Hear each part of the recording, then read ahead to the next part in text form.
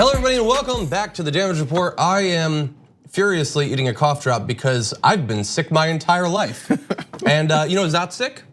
Jayar Jackson. Not at all. Hey, but you know what? First of all, happy Jayar Wednesday to everyone. Happy big news day, Jayar Wednesday. Well, you bring up an interesting point because you keep saying Wednesdays are big news days. Right.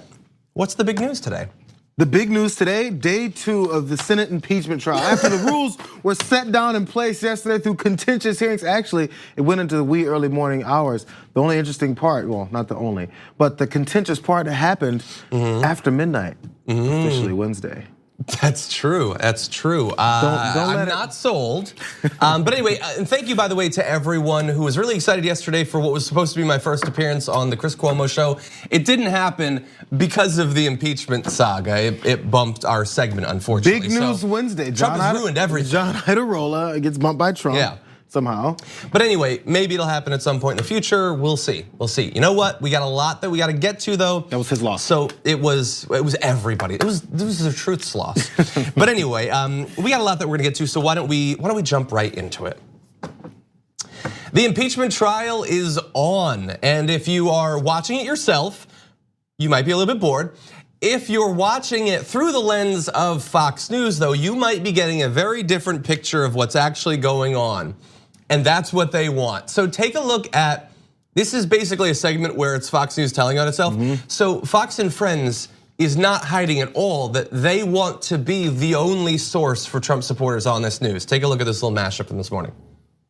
If you watch some of it, there were snippets, and we're showing you the good stuff. It was unbelievably boring. Yeah, basically, I don't know how people can follow it. We watched so that you don't have to watch the entire thing. If you watched it, you felt like you were watching opening arguments. Those haven't even started yet. Right. This was just the debate over the rules. And I was sitting back watching last night thinking, this is a circus. And then I thought, and then my wife, Jen, corrected me and said, no, at least circuses are entertaining. I don't think the majority of people watched. I think they just turned to us to be able to summarize it for them because it was so long. Yeah, we'll summarize it for you. You don't have to actually listen to the information. You'll get all of it from us, wink, wink. Or will you? Or will they just tell you it's too boring? Oh, it's going on for a really long time. First of all, we're gonna have this trial for like a couple days or something. It's gonna be very short, but no matter how short it is, it's always gonna be too long and too boring for them. Like very briefly, you all know all of this, but if you think this story is something boring, take a look at what's really going on. So the president, in a bid to possibly get reelected, turns the screws on one of our allies who's being pressured by Russian-backed separatist forces. Our president, oddly, doesn't have any loyalty to our allies, weirdly doesn't care about the invading force. So he decides to go behind Congress's back and stop military aid that's been appropriated from going to them unless they launch a phony investigation against his domestic political enemies. The whole thing gets caught. He gets caught in it. It becomes a big issue. He gets impeached. Super exciting. The ratings should be amazing. Was that not exciting enough? Where was the sex? That's the problem. Well, he got a pass for all the crimes related to sex and the hush money. Well, and all you mean that. the locker room talk and the boys will be boys, and it's just Trump punching back because he's a counterpuncher. All that stuff that you'll say when it's the salacious things that he's actually been involved in. But again, this is a playbook that Fox and Friends has gone to before. Maybe even other shows on Fox. They did it with Mueller. They did it with Ukraine. They kept saying, "Look how boring this is. This is totally boring. Oh, look at the Democrats droning on and on about the same old stuff." And actually, that same old stuff is information. If you want to go and look at the details of any kind of trial that has any kind of significance, from murder trials to the extortion and corruption, all these things that happen and any other daily things, there's boring parts of those trials, but doesn't mean that they're useless. So everything that happens in Congress is boring to the common folk because it's 6 hours of people droning on in front of a camera. So I think it's pretty obvious that they want you to think, first off, it's boring, there's nothing to it. But you know what, when things happen, when fireworks do happen, you know what they say? These Democrats are putting on this circus of a show. They're performing for the cameras so they can have something to go back and show people on TV of what they've done. Which one is it? Yeah, damned if it you do, gets damned if you don't. exciting and they go crazy on something, or someone gets animated, then they're just performing for the cameras. If they're being businesslike and going through every step of the way of what's happening, oh, it's boring. You don't need to watch this. Too professional. Yeah. You want something exciting? Rudy Giuliani. You remember him? Yeah, he was off pretending to be a diplomat because the president sent him. And so he hired this guy that was apparently stalking and was thinking about murdering a US ambassador. That is some James Bond stuff. Let's talk about that then. Oh, you don't want to. You don't want to talk about the exciting stuff. You want to pretend it's boring. But here's the thing.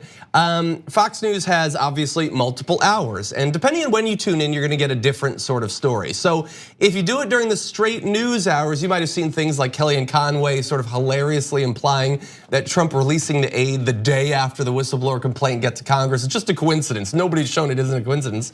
You got the Fox and Friends thing, but then you also have their big opinion shows. And so Sean Hannity, I want you to when we say state TV, sometimes that doesn't communicate well enough what's really going on. So take a look at how he spent his time while covering the impeachment trial. Signed the biggest tax cut in history. He cut more burdensome regulation than any of his predecessors. He negotiated major new trade deals people thought could never happen. Mexico, Canada, Japan, our Western European allies, and the big one last week with China, $220 billion for Americans in 2 short years. He pulled us out of the horrendous climate accord. He pulled us out of the horrific Iranian nuclear deal. No more bribing mullahs in Iran. So he literally was just showing things that he considers accomplishments of the president. It is just raw propaganda. Like in the same way that in Ghostbusters 2, there was that big flood of just hatred and negative thoughts. It's just a flood of propaganda coming through. And by the way, I know that it's just a whole bunch of things you don't really look, but I looked at the actual stuff on the list. First of all, he repeats the signed VA choice thing that Trump loves to lie about. Trump's lied over 100 times that he signed it. It was signed under Barack Obama. Hannity doesn't care what's true, so he just repeats it. Ends the war on coal is an accomplishment. What does that even mean? That's just a narrative thing. That doesn't mean anything. One of the things listed there as an accomplishment is fewer Americans on food stamps. Yeah, but they just cut the funding for food stamps. He didn't move them off into prosperity. Nope. He just took away their food stamps. That's an accomplishment, not for the hungry. These are accomplishments for conservatives. Have you destroyed anyone's life? Have you said you're doing something that you didn't do? All these are accomplishments for these guys. First off, the Ghostbusters reference. I hadn't even remembered that scene. That was a good reference. I enjoyed that. But it's constant how they continue to go through this. Now, how fast was that list flowing, and how much do they really expect their viewers to follow it? We go back to the Fox and Friends before saying, hey, just listen to us.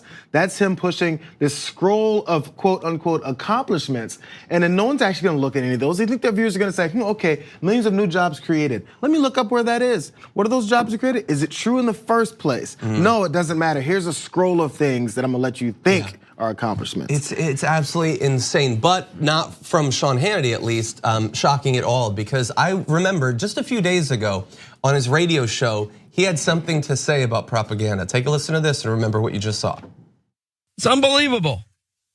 Great gig, I guess, if he can get it. Lying, propagandizing, I guess pays for people, pays pretty well. So what's that? But these are con artists now. You know, they're just liars. They're just advancing a political agenda. There are people like that, actually. That was just a few days ago. And look, I share his concern with the grifters. Unfortunately, he's one of them. He's one of the most successful, one of the highest paid propagandists in the entire country. Well, I know how to disprove your point about Sean Hannity being a propagandist. Remember doing Fast and Furious trials, and remember during Benghazi, and then Hillary Clinton testifying, and them talking about emails all the time. Remember them running lists of Obama accomplishments along the side and ignoring what was happening? I remember. Yeah, remember took us out of that recession and everything. Remember, he listed in his thing of Trump's accomplishments that he killed all these terrorist leaders. Well, there was this one terrorist leader that Obama killed. He was kind of a big deal at the time, kind of old news now, but big deal at the time. Anyway, and by the way, I just want to put a button on this entire thing by going back a couple of months. And I want you to see how far things have shifted. Here was Steve Doocy back in September when we were still starting to learn the bounds of this scandal. If the president said, I'll give you the money, but you got to investigate Joe Biden, that is really off the rails wrong. Yeah, Fox News, that is really off the rails wrong. Your whole thing is off the rails wrong. If he was really. But the reason that we cover it is because this is how millions of Americans are going to get their news. They're not gonna watch the raw footage. They're not gonna see what's actually going on. It's gonna be filtered either through the just balls to the wall insanity of Sean Hannity, or the slightly easier to digest Fox and Friends. It's all gonna be sanitized. They're gonna try to create apathy. It's not working really. Like, we know that the majority of the country wants him to be removed, but those numbers would be even higher if you didn't have literal state TV operating 24/7 in America. We've seen, and lastly on this, from me at least, we've seen those studies about how Fox News viewers are the most uninformed or wrongfully informed on most major issues when it comes to anything American-wide. So they point out all the times we're the most watched. Everyone comes and watches us. Hey, only watch us. Don't watch the actual proceedings. Which means, you think they don't know that most of their viewers are misled because of their approach? And then after knowing that, saying only watch us because we want to continue to mislead you. So for the whatever small percentage of people who think, oh yeah, maybe they just get it wrong. No, they know when they're getting it wrong. They know the way they're slanting it, and they know that they're actually having an effect on Americans' perspective of what's really going on in their country. And that's, I don't know, if nothing else is anti-American, that definitely is. You're calling yourself the press, and you're making sure Americans are uninformed on the most important issues. Exactly. Okay, let's turn to one other angle on this. Donald Trump is off the World Economic Forum, but he is weighing in on the impeachment proceedings. And the thing about Trump is he has this obvious strategy where Mitch McConnell and the Republicans are giving him exactly what he wants. What he wants is no discovery of documents, no witnesses, but he has to have his cake and eat it too. He has to pretend that he wants these things, even though just the slightest bit of pushback when he suggests that he wants these witnesses shows how ridiculous of a sham it is. So during a press conference in Davos, he told reporters he'd rather have National Security Advisor John Bolton testify, but the quote, the problem with John is that it's a national security problem. You can't have somebody who's at national security. If you think about it, John, he knows some of my thoughts. He knows what I think about leaders.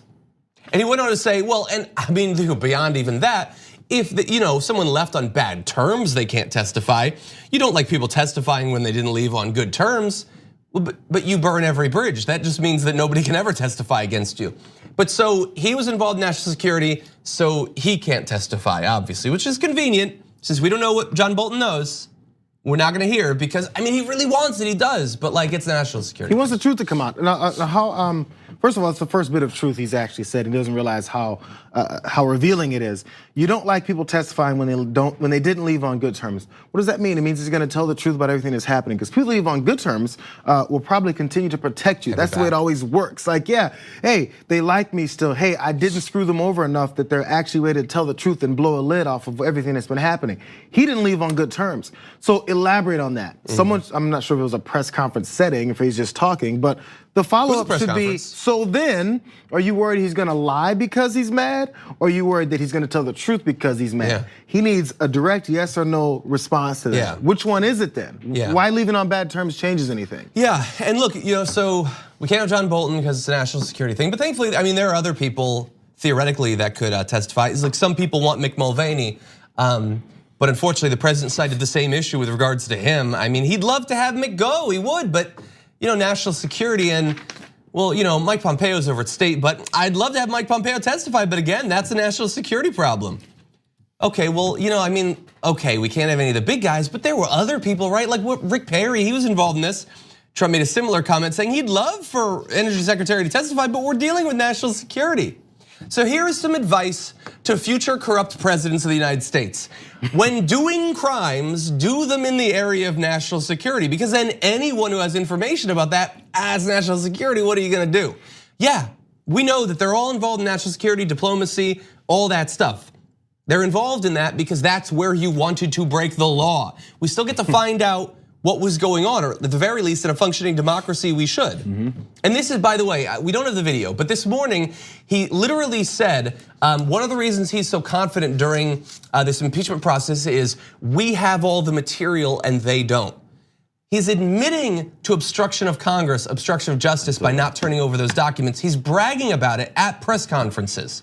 That doesn't matter really, like the Republicans are gonna stick with him, Fox News is gonna stick with him, but he is out there shouting how guilty he is in all this, how deserving of impeachment and removal he is. Not even saying how much he has it all and they don't, but also saying that information apparently, which you can buy, you can read into this as being, that information would allow them to have the final pieces to put this all together. Like, it's admitting that information is not only kept only for me, but also it's the most important stuff.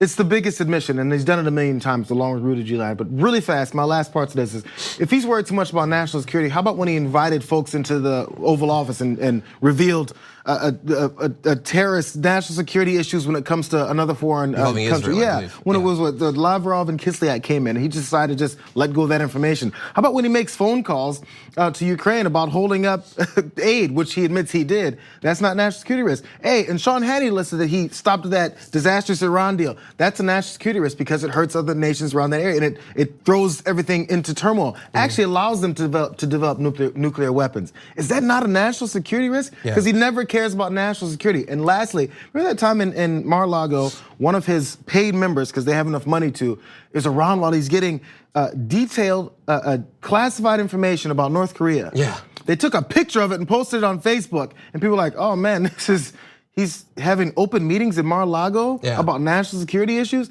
He doesn't care about national security because his national security in his head is only surrounding his national security to him is Trump security. Yeah. And then under any other president, Republicans would never accept a president implying that he can stop all testimony if it has anything to do with national security. Those are 3 instances of his national security issues. He's got many more. Exactly. Okay, we're gonna take a short break. Come back, lots more after this. We need to talk about a relatively new show called the Republic, or UNFTR. As a Young Turks fan, you already know that the government, the media, and corporations are constantly peddling lies that serve the interests of the rich and powerful.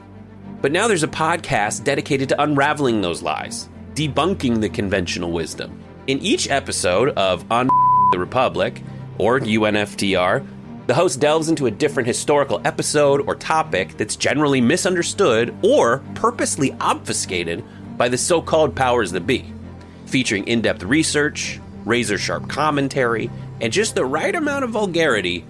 The UNFTR podcast takes a sledgehammer to what you thought you knew about some of the nation's most sacred historical cows.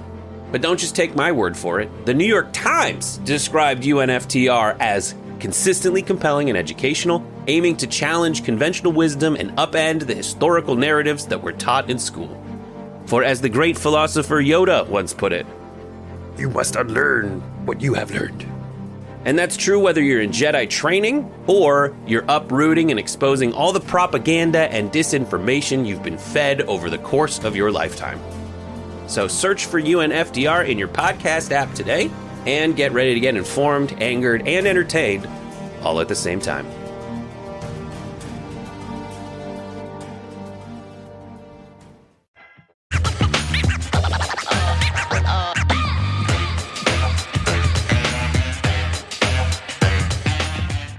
Over the past few years, we have thankfully seen quite a bit of movement towards reform of bail programs in a number of different states, but there are areas where there's some pushback against those reforms as well. I want to focus now on what's been going on in New York, and we're joined by Wade McMullen, international human rights lawyer. Welcome to the show. Thank you so much, John. Thanks for having me and for this discussion. It's so important. I couldn't agree more. And so catch us up to speed with the situation in New York. What's been going on with bail reform? Sure. So last year in the legislative session, we passed comprehensive bail reform, including a couple of other provisions that reform other aspects of our pretrial legal system. And let me start by just saying why that was necessary in the first place. So first of all, we needed bail reform, and thanks to this groundswell of a movement of directly impacted individuals and communities and advocates, it's now undisputed that money bail, is a huge driver of mass incarceration in this country and in New York. The way that works is that people who are charged with a crime have bail set. So they're not talking about just people who've been sentenced or found guilty of a crime and then sent to jail. But if you have bail set. Bail is supposed to be a mechanism to release you from jail pending your trial. However, in effect, we now know that bail around the country is being used as a de facto way of keeping people in jail before they've ever been convicted of a crime, before they've had a chance to defend themselves in a court of law and be judged by a jury of their peers, are being punished and caged and sent to jail. This is ballooning the pretrial jail population all across the country, including in New York. And in effect, it is only sending people to jail who can't afford to pay their money bail. So that is, people charged with the same crime. If you're wealthy, you go free and you're allowed to wait pending trial in the comfort of your own home. But if you're not wealthy, that means that you have to go to jail. And then we're filling these jails with people who've never been convicted of crimes. And like many things in our criminal legal system, we know that this unjust practice of money bail is specifically and disproportionately harming Black and brown people, their families, and their communities. And so if we're going to address this problem of mass incarceration, we need to start at the front end and address the way money bail is ballooning the jail populations in New York and across the country. In New York, it's even more critical because we have plans to close the notorious Rikers Island jail complex, known as Torture Island. And in order to do that, we've got to get our jail population in New York City down to amount to where we can shutter that once and for all. And the bail reform that was passed last year, it takes a huge step in us being able to accomplish those goals, to decarcerate, to shut Rikers Island down. Experts believe that because of this bail reform alone, 40% of the pretrial jail population will be reduced across the state, which is a huge win in our efforts to reduce the devastating effects of mass incarceration. So that's why we needed bail reform. And that's why bail reform was courageously passed last year by the Senate, by the Assembly, and signed into law in the governor. And these reforms have just come into effect on January 1st of this year. And so, look, that all sounds good, but there's now pushback against this law. There's the idea that it might be weakened in the future. What is the argument that's being made against the bail reform package that was already passed? Of course. So we know through lots of experience that any time that we try to take steps to curb the ability of our criminal legal system to put human beings in cages, what it was designed to do, we're going to face tremendous backlash, and it's going to morph and it's going to rear its ugly head to try to avoid taking steps to shrink at all costs. And that's exactly what's happening now in New York. So the law has been in effect for 2 weeks, and already you have Republicans, you have criminal justice system operators like district attorneys and judges and police crying afoul that this bail reform, instead of making communities more whole and allowing families to stay together, avoiding caging people punitively pre-trial and providing more safety to them and their families in our communities. They're trying to say that this bail reform is making New York less safe, which is a fundamentally flawed argument and intellectually dishonest argument that's being manipulated by Republicans, particularly for political gain. And this narrative is being played out in the media, echoing the most awful racist, fear-mongering rhetoric from eras long past that we thought we were past, this tough on crime approach and fear-mongering approach. So, and it seems like from some of the polls that this negative media coverage is starting to move people perhaps a little bit against the reform. You mentioned the sort of racist tropes that are being bandied about, but there's these assertions that in effect it's sort of an anti-Semitic law because they're saying that this is now releasing people who are going to commit anti-Semitic hate crimes in New York. What is that about? Right. I mean, this is just another ploy of the media to sell newspapers, particularly media that doesn't care about getting the facts right. And it's being politicized by people who want to maintain that social control over Black and brown communities and don't want to see them free and live and survive and thrive without being controlled and caged by our criminal legal system. So when we're talking about anti-Semitism, we first need to recognize that, yes, there is a huge spike in anti-Semitic rhetoric and attacks and harm being perpetuated all around this country. But that rise does not rest and did not begin on January 1st, 2020, when bail reform went into effect in New York. It's countrywide, and that rise is associated with and caused by the rhetoric at the national stage, by the person that occupies the White House and the blank check and the dog whistles and the overt anti-Semitism that is emanating from the highest office in our land. Now, what is being said specifically in New York is actually, it's very deceitful too, because the main case people are referring to is a woman who was committing awful acts against people of the Jewish faith and perceived to be the Jewish faith and community in New York. She was slapping women and cursing at them because of their religion, and she was arrested and released multiple times before the bail reform actually went into effect. And so we need to get our facts straight when we're saying what is the bail reform actually doing, and what are these cases that people are using to try to roll it back and take us back to an era of Nixon and Reagan-esque tough on crime policies that we know is only going to re-balloon our jail population. Yeah, and for everyone watching this at home, this is definitely something to keep an eye on, both in New York, but also for the implications of, if the forces coming out against bail reform are successful there, it's likely that it will be repeated in other areas too. So this is obviously a very important issue. Wade McMullen, we really appreciate you joining us on the show today. Thank you so much, John. Thank you. We're gonna take a short break here. Stick around after this.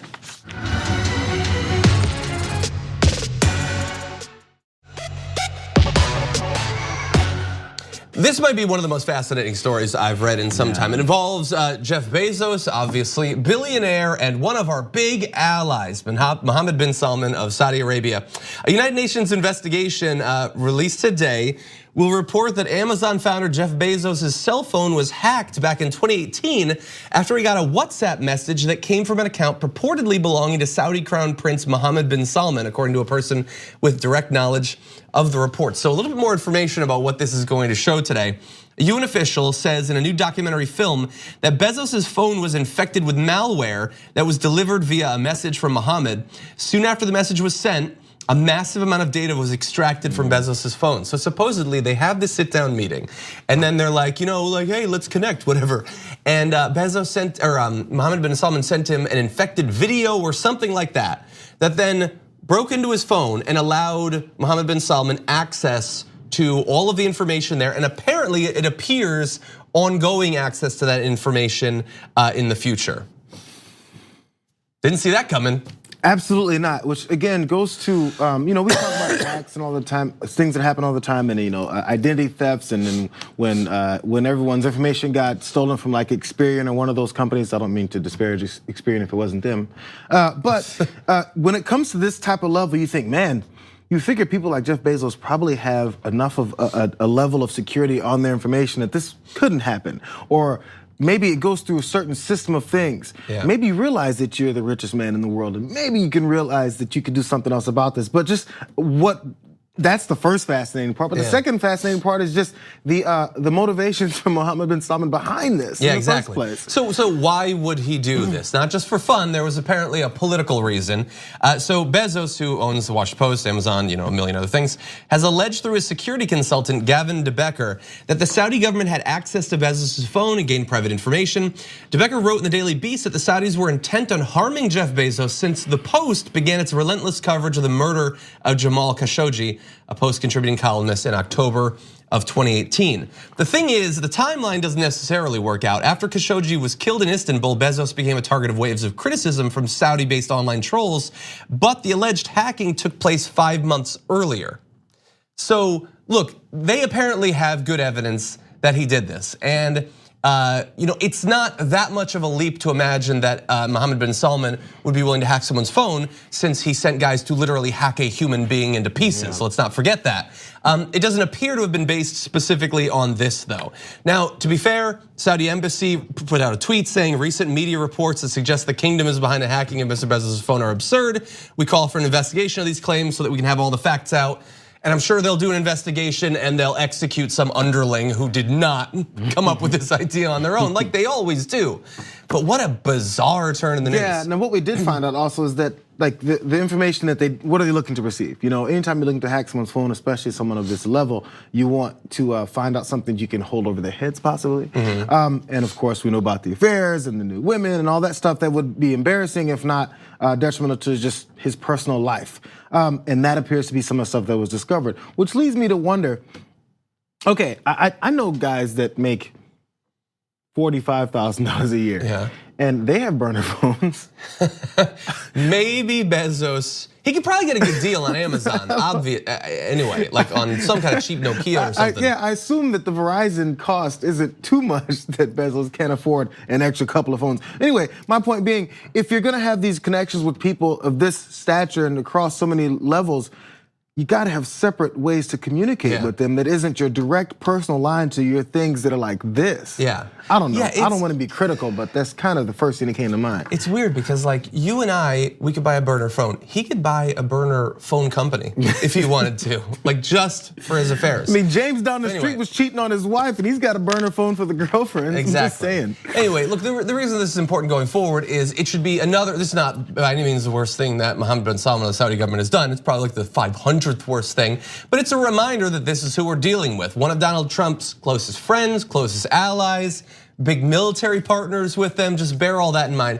One little bit of news that I expect to see more on the future is that apparently, according to this UN report, the initial move from the Saudi government to silence Jamal Khashoggi, do you know what that came in response to?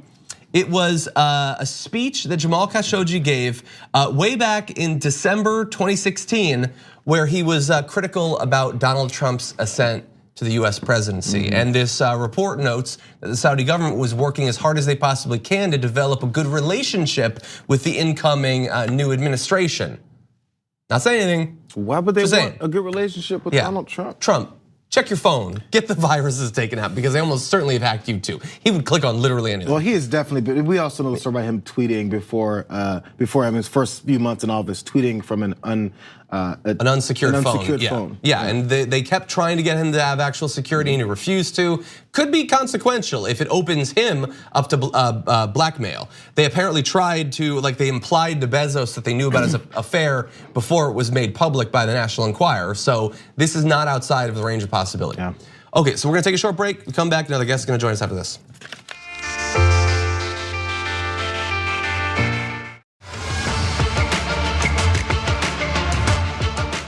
I am very excited now to welcome to the show, friend of the show, host of the Course Correction podcast and correspondent for the Doha debates, Nelufar Hedayat. Welcome to the Damage Report.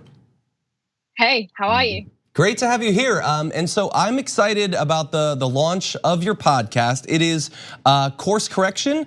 We're gonna play a little bit of the trailer for everyone, but before we do that, give us an idea of sort of what is the mission statement of the podcast? So it's a very simple one. The point being that we live in a world that seems really fractured, divided, no one's talking to one another, and all of the problems that we face, whether ecological, political, or social, all seem to be overwhelming. And this podcast is aiming to make those problems personal and find solutions that you wouldn't otherwise have thought about. So, okay, that's a great intro. Let's go to a little bit of the podcast, give people an idea. Sometimes the world's problems can seem overwhelming. Scientists warn no part of the world will be spared from the climate crisis. The wooden fishing boat packed with migrants tipped over, sending hundreds plunging into the sea. Cape Town's main water resource has never been so low. South Africans were warned Cape Town would run dry. Our problems can seem so overwhelming that we simply have to turn away. But we can't afford to keep this up anymore. We need to find solutions. I couldn't agree more. And so you say you wanted to make it personal, you don't want people to turn away. And so how are some of the ways that you're engaging with these problems through the podcast? So it's a 10-episode series, the first series, and the aim is basically to go through some of the world's biggest challenges, because the Doha debates is also a live debate show. So we have 6 different things that we tackled last year, from capitalism's problem and obsession with growth through to lots of issues to do with the loss of trust in governments and the refugee crisis. And I myself am a refugee from Afghanistan. So the first episode of the podcast is a very personal one. And each episode begins with me challenging myself. I mean, I like to think of Course Correction as a remedy to Adam Ruins Everything. You know that show where he goes around just basically wrecking everything? Yeah. This show is designed to be the opposite of that. It's designed to give you some hope and a way to change behavior. So for example, the Cape Town episode that looks at the global water crisis, which was one of our Doha debates that you can watch on YouTube right now.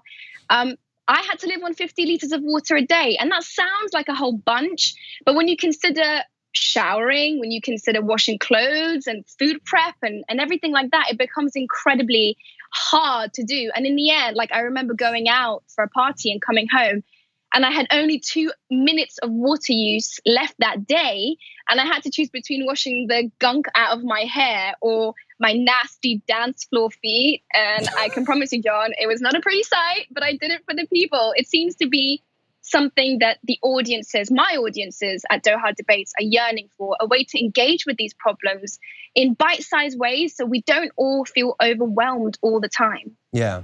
Yeah, that is fascinating. It does initially seem like it would be a lot of water, but when you think about like running water from a faucet or from a shower, I know Trump says it's just drip, drip, drip, but it's actually a lot of drips. You can go through that pretty fast. So, just a little bit more on that. As you're like trying to prioritize in terms of cooking and all of that, what are some of the challenges you faced? Yeah, I mean, let's be real about it. Like, I live in a first world country. I'm here talking to you from my mum's house in London. I have the privilege of being able to run that faucet all I want. But when I spoke to people in that episode of the podcast who had to live this, it became clear to me my first world privilege. I grew up in Pakistan, I grew up in Saudi, I grew up in Afghanistan, and I know what it's like. People in the global south live on 50 liters of water a day or less anyway. Mm-hmm. So all it basically did was mentally check my privilege. And now, I recorded that episode a year ago, and it's literally changed my behavior. So one of the final episodes that we'll get to is going to be me talking to a negotiator, a conflict negotiator called Dr. Govinda Clayton, who's actually part of the Doha Debates team. And he helps me work through all the guilt I feel, the first world guilt I feel, how I feel when I have to walk away as a journalist who's been covering war and politics and problems of the global south for years. When I have to walk away from those people and I get to go to the hotel and have my lovely shower, all of that is brilliant, great privilege. But I've always had a guilt associated with that. And this show just helps me get so much off my chest. Course correction is really kind of helped me as a journalist come to terms with the fact that I can't just be a bystander anymore. It's already too late for so many of the world's biggest problems. And we can engage on an individual level, and that's the point of it. Yeah, that is awesome. And I know that you, another one of your challenges involves not using plastic. That's something that I've been thinking a lot about over the past year, just how we're surrounded by plastic. And I know you have a tough conversation with your mom. Really fascinating. And so where can people find the podcast? Maybe what's a little bit more that they can expect to be revealed over the 10 episode run? Can I give you one of my favorite episodes that you haven't seen yet that's coming up? So one of my favorite episodes that we have just recorded is all about how to have difficult conversations. So I end up sitting face to face with my best friend who has completely the opposite political perspectives as me, right? And we all know an uncle, a cousin, an auntie, a best friend who's the same, right? She voted for Brexit. She doesn't like immigration at all. She thinks people are taking all kind of the jobs in the UK here. I don't agree with any of that. And so all we do is not talk about it. And I ended up calling her a racist for her views, which I now am ashamed about, because here I am on my high perch as a progressive liberal person sitting in my little silo judging other people. And in this episode, I speak to Sami Rangal, who is now working actively with white supremacists and working with people who have committed crimes or been incarcerated, and trying to teach them how to have these difficult conversations and overcome prejudice. And that, again, is something that's really hard to do. So that episode about having those difficult conversations is hard. But to your point about the plastic episode, which, by the way, is available to download and stream right now on all the podcast platforms. You just have to search for Course Correction.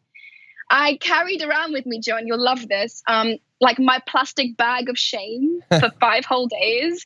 And I would walk around London town like an absolute madman. And what the point was I was going to collect every disposable cup, every spork, every fork, every cup that I used in a given day to come home and see what I was using in a week. And I challenge you, John, to do this, because it is frightening. It is frightening. I really couldn't believe. Here I am, like, thinking, I'm a vegan, like, I'm doing it. Like, I'm saving the planet. And, a plastic bag will outlive me. Yeah, that's true. It will outlive you. Yeah, there's produce that'll outlive me. With all, right? Yeah, well, look, it sounds awesome. I can't wait to listen to your journey. I didn't know that by the end of the 10 episodes, you're covered in garbage and you smell. But that does make for a really interesting arc. The podcast is Course Correction. Nelufar, thank you so much for joining us. Can't wait to see more of it. And for everybody at home, I always tell you to rate and review our podcast. Please do that for Course Correction as well. Listen to the first episode. If you enjoy it, give it a 5-star review. Write down a little review as well. I'm sure that Nelufar would really appreciate that. We're gonna take one last break, come back for a bit more.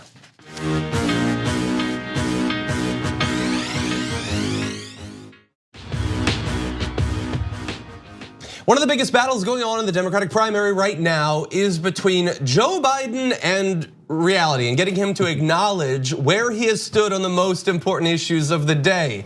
Bankruptcy law, the war in Iraq, healthcare, but also Social Security. So he recently got really mad when the Bernie campaign implied that in the past, he has said that he would be supportive of cuts to Social Security. In fact, he put out a tweet to this end saying, I've been fighting to protect and expand Social Security for my whole career. Any suggestion otherwise is just flat out wrong. We got a bit of the ad that he embedded in that tweet. Take a look at this.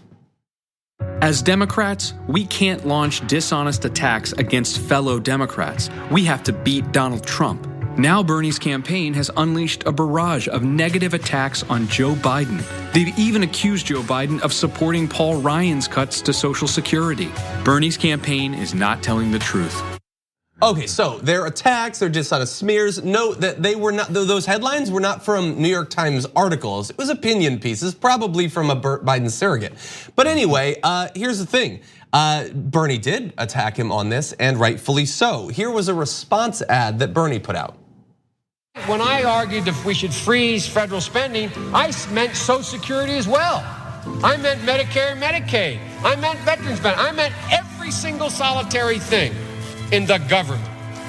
And I not only tried it once, I tried it twice, I tried it a third time, and I tried it a fourth time. Well, we've got some bad news for them. We are not gonna cut Social Security, we're gonna expand benefits.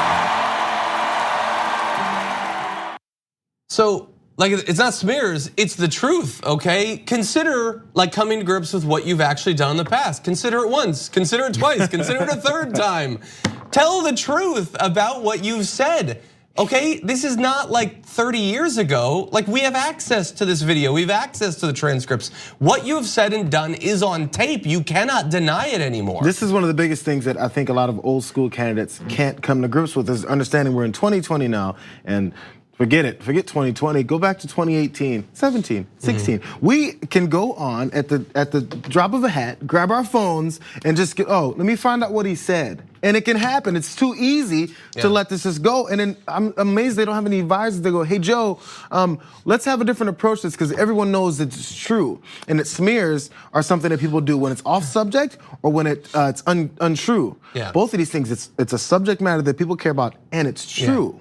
You have to have a different approach. It would be one thing if it was like, we were in different fiscal times back then. Now, I don't support these cuts. In fact, I support increasing Social Security, which is what he says he does now. But that's not what he's saying to the American people. He's saying, I never propose those cuts, which means we can keep responding with videos like this. People know we have to fix Social Security. They know we can't grow our way to a solution. They know we're gonna have to make some tough decisions. They're ready to make these decisions. They're ready to step up. We have to be ready to straightforwardly tell them what we're about to do. Yeah, at least straightforwardly tell us what you were about to do back in 2008 when you were talking about the hard choices that have to be made for Social Security. That's not the 90s, that was just 13 or 14 years ago. It's one of the few the career paths of politician where you can do something, say something, have a record, have a job that you've done in a certain way, and then completely cover it up. You go for a new job and you have someone on your resume, you can't say, yeah, I never did that. Yeah. You can't just say it that way. Can't. But you're one of the most powerful people, and you're allowed to do that. Exactly. And look, as AOC tweeted, she was going through all this. She said, I don't understand why some folks run as if the internet doesn't exist. Exactly. But the reason is that the media is protecting Joe Biden from accountability on these issues. So many people still don't know where he stands on these issues. And if the media was doing their job, that would not be a concern. You would have to come to grips with what you've said and done in the past. Kids can't get away with stuff like this. Exactly. Thank you as always. It's always great to have you here on Big News Wednesdays. Yeah. Thank you. We will see you tomorrow morning.